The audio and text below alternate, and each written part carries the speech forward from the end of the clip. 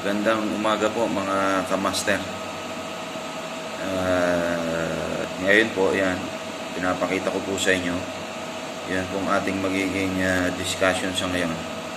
Ito po mga iba't ibang mga kable po na ito at ilan po yung mga wires na mga nasa loob nila para maging familiar po kayo. Mostly tinatawag po itong mga ito mga communication cables or sa iba Cat6 data cables, tsaka mga ginagamit po yan sa mga low current na kable po natin. Mamaya po bibilangin po natin isa-isa kung ano po yung mga nasa loob niyan. So kung bakit na ibanggit ko po sa inyo yan, para matutunan po natin, kasi naririto po ngayon ako sa rack area. Mamaya yung rack area po na yan ay bubuksan natin at titignan po natin kung nasaan na po itong mga kable po na ito. Papakita po natin isa-isa dyan. Ano po? Yung isang kable, hindi ko na maipapakita sa inyo ngayon, pero hindi ako nakakuha doon. Pero mamaya makikita natin sa rack yung kable po ng fiber optic. Ano? So, unahin na po natin itong isa na ito. Yan. Ito pong isa na ito, mayroon po siyang mga strand wire na ito. Mostly ginagamit po siyang sa earthing, pero most of the time kinakat na lang din siya. Tapos meron din siyang pinaka insulated po rito na isa. Yan. Parang foil insulated niya rin. Yan. Ito pong ano na yan.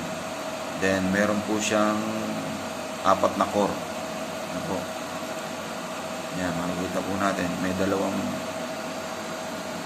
tama po ba? Baka mamaya color blind ako. Okay? May dalawang black. Ano po? Tapos isang white at saka isa pong red. Ayan. So, ayan, nakikita po natin. Okay? So, ito po, pangkaraniwan, ginagamit po ito sa mga access control sa mga door po natin. Most of the time, ito po yung ginagamit na cable para po sa mga termination nila, pati sa mga panels. Ngayon, kung makikita nyo po yan, ayan po yung pinaka-panels na yan. Yan. Para makita nyo din. Yan. Most of the time, dyan po yan na itine-terminate. Okay? Sa panel po na yan.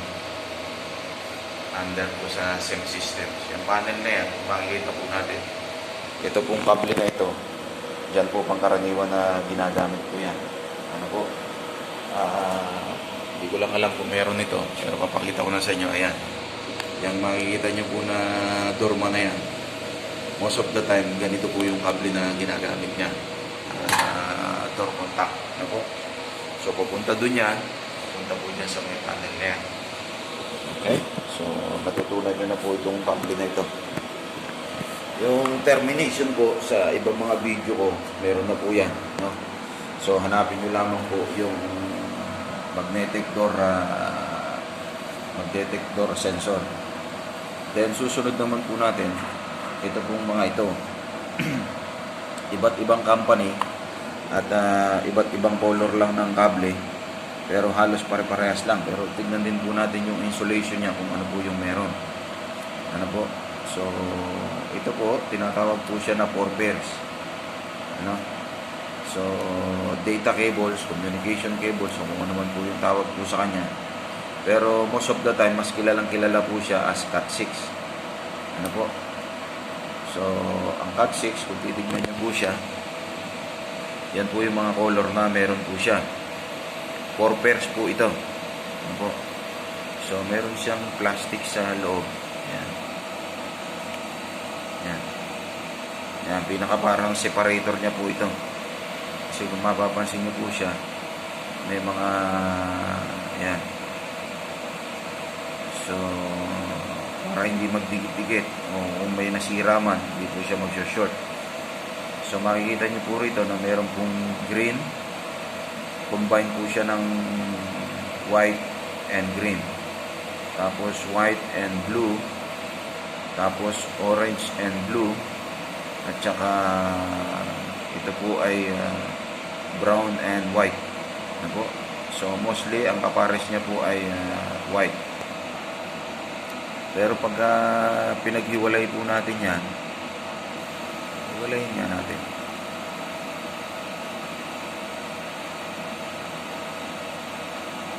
Dito po kasi masyadong maibaba ito kasi itong isang ito na nga lang, tanggalin natin. Ito na lang nakaseparate na.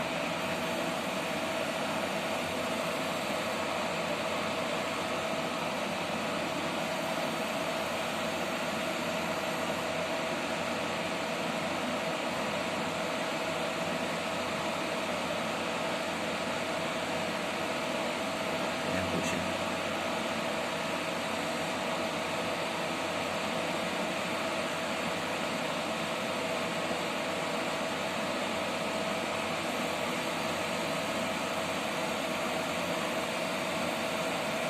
Ayan. So yung white niya rin, may kasama rin po siyang strap na green. Ayan. Tapos po ba natin? Ayan. Meron din po siya. Kaya sa color niya po, yan, may combine blue. Kaya po hindi rin kayo maliligaw. Combination po siya ng white and green. Tapos green. Tapos ito namang isa, white and brown. At saka brown. Tapos yung isa naman, white and orange and orange. Yung isa naman ay white and blue and blue. Ano po? So yan po yung isang kable po natin. Tapos ito naman po yung isa.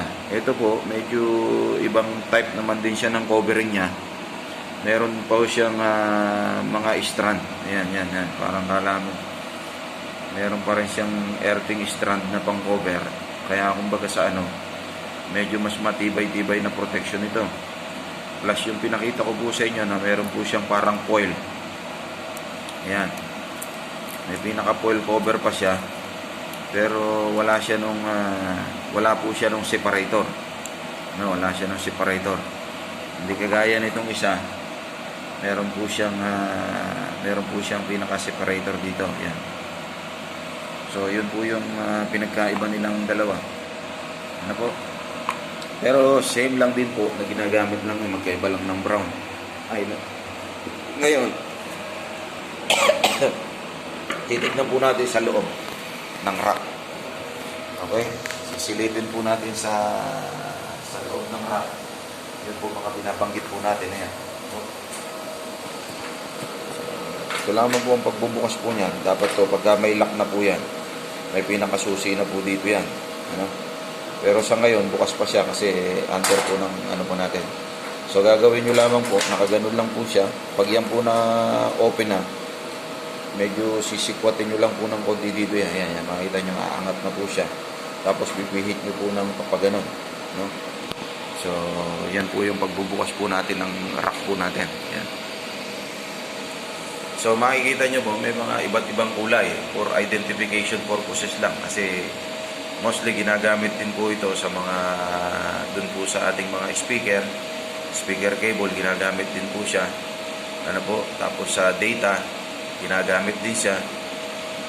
Yan yung, kaya may mga iba't iba ng kulay. Pero pangkaraniwan po siya, ginagamit lamang po natin. Yan, may makikita nyo. Cat 6 cable po yan. So, hindi na po tayo maliligaw.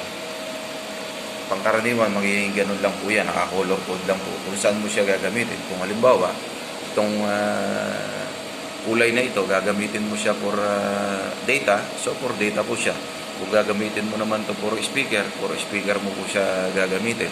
Kung gagamitin mo naman din po siya for digital clock, gagamitin mo rin po siya, pwede rin. Pwede rin sa telephone, pwede mo rin po siyang gamitin telephone. So, depende po siya sa paggagamitan mo. Para pong identification purpose lang siya. So, ito po yung mga rack connection po natin. Ito po pangalay sinasabi ko sa inyong kulay dilaw. Ito po yung ating fiber optic. Ang fiber optic, pagkaraniwan po, ginagamit po natin yan sa camera. Ano po, tsaka sa mga ibang communication network na mga malalayo na siya. Papakita ko rin sa inyo yung kabila kasi ito combine nito ng mga data, telephone, digital clock. Lahat po rito, naririto po siya. Ano, puntahan po natin yung kabila. Yung sa camera. Sarado po natin. Ito naman po tayo sa kabila. Hindi ko na ibinaba sa inyo. Nandun po yung UPS na sa ilalim. Yan. Total, makikita nyo naman po yung UPS din dito. Ayan. Ito po yung para sa ano naman po natin, CCTV camera po natin. So, ang identification niya po for CCTV camera, ito po ang ginagamit po natin na kulay. Kulay gray. Ano po? Yan. Medyo maabo-abo siya. So, meron po siyang kulay dilaw dito. Yan po yung ginagamit po natin ng fiber optic pagdating po sa camera. Bakit po hindi lahat? Puro dilaw ang ginamit po natin sa CCTV camera. Bakit ginamitan po natin din ng data cables? May ilang mga dahilan. Ano po? Hindi naman po ako ganun ka-expert, pero ayon lamang po sa aking experience at nalalaman. Si-share ko po sa inyo. Ito pong atin pong fiber optic po na ito, mostly, ang range capability niya po na inaabot po. Pagka po itong ating kulay gray po na ito pong ating Cat 6 na ito, para po sa camera, ayan, nakita nyo, gumagana po yan. Ito pong sa camera na ito, ang range na inaabot niya lamang po, mostly pagdating sa loob ng building, yung pong mga around 100 meters below, na po pwede po siyang magamit kasi yung pong clarity noong video, hindi na po siya magiging malinaw. Ano po? Sa paggamit po nito pagka sobrang layo na. Kaya po hanggang doon lang po yung range niya. Ngayon, lahat po ng mga 100 meters above, mga approximately hanggang 100 hanggang 500 or higit pa, pero ayon po sa mga consultant, ang sabi po nila, ito po yung mas ina-advise nila na gamitin. Ito pong fiber optic cables. So, malayo po yung nararating niya. So, 100 hanggang 500, hindi ko lang alam kung hanggang abot pa yan, hanggang 1,000 kung pinapayagan pa. Ano, depende po kasi yan sa mga consultant kung gaano po karami. Pero dito po, ayon po sa explanation nila, ganun po siya. Ano? Ang range capability niya po, mga 100 meters above hanggang 500 meters, pinagagamit po nila fiber optic. At hindi po nila pinagagamit na ito pong ating Cat 6 cable para sa camera. Okay? At yan po yung pinagkaiba po nung dalawa. Yung isa below 100 meters, yung isa naman above 100 meters, yung fiber optic po natin. Yung Cat 6 below 100 meters. Ano po? At ano pong pinagkaiba po nung dalawa? Ito pong fiber optic po natin, ang fiber optic po natin, nangangailangan pa rin po ito ng separate na power supply. Ano po? So, yan po mabilis kasi fiber nga, kumbaga sa hibla-hibla po yung ginagamit niyan. By blink of an eye, kagaya po ng sa ilaw, yan po yung ginagamit po niyan. Hindi po kagaya nitong Cat 6 na camera, meron na rin po siyang sarili. Kaya po yung ipinakita ko po sa inyo kanina, balikan po natin ito. May ginamit yan, pala ng gray. Pero halos parehas lang din po niyan. Pangkaraniwan po na ginagamit po dito, ito pong dalawan po na ito. Ito pong orange at saka itong green. Yan. So, most of the time, ang ginagamit po na power supply po natin dito, kasi kung bakit core na po, ito ginagamit na po sa power supply, at ito naman po yung ginagamit po sa visualization, ito po sa communication po natin. Kaya, ang kagandahan po sa apat, in case merong mga damage, meron ka pang spare, kasi mahirap po maghila ng kable. Yan po ang kagandahan pagdating. Kaya maging sa telepono, data, o kahit na ano pa man, maganda po na kahit pa paano, meron pong kagaya nito. Especially pagdating sa CCTV camera. Sa CCTV camera, mas maganda po na 4 pairs ang ginagamit. Kasi in case masira po itong dalawa po na ito, meron ka pang extra na dalawa. Yan po ang kagandahan po niyan. Kasi hindi naman po natin masasabi na 100% sa pagbabatak po natin, sa mga wire pulling po natin, lahat po ito ay totally accurate. So, yan po yung pinagkaiba po ng dalawa. Kaya makita nyo po, sa kanila dalawa lang. So, ang fiber optic nangangailangan pa ng separate power supply niya. Ang Cat 6, hindi na po kinakailangan. May sarili na po siyang power supply. Ano po? So, malinaw po yan. At ito naman po yung UPS niya. Ang UPS, Uninterrupted Power Supply. So, ibig sabihin po niya, kahit ano po ang mangyari, hindi na po mag-brown out man o ano man po ang mangyari, mawala ng power supply. Continuous po yan kasi CCTV nga po ito. Especially ang mga communication sa data o kahit ano man po na magagamit po natin, ay hindi po mamamatay yung power supply po nito. Kaya continuous lang, nagagana po yung CCTV natin. Tsaka yung mga ibang sa computer o kung ano pa man, yan po siya. Continuous po na gagana po yan. Po yung kanyang UPS din sa baba. So, meron po tayong dalawang rack dito. Ano po? So, I hope na nakatulong po sa atin ito po na share ko po sa inyo ngayon about po sa ating mga Cat 6 cables.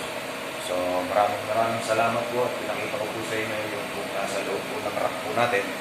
Actually, kung nasa rack po natin ito po ay ano lamang po ito, telecom room. Meron pa pong tinatawag po tayo master control room. So, ito pong mga ito, lahat po ito, ibabato pa rin po doon sa control room. So, ano man po yung nakikita nyo, yung mga CCTV monitor, everything, lahat po, computer, telecommunication, lahat system po niyan. Lahat po yan nandun po sa master control. Okay? So, hopefully, nakatulong po sa atin ito at wala na po kayong ibang gagawin. Just subscribe my channel at i-like nyo na rin po at i-share nyo na rin para po makatulong po tayo sa iba at makatulong din po kayo sa akin. So, maraming salamat po and see you again.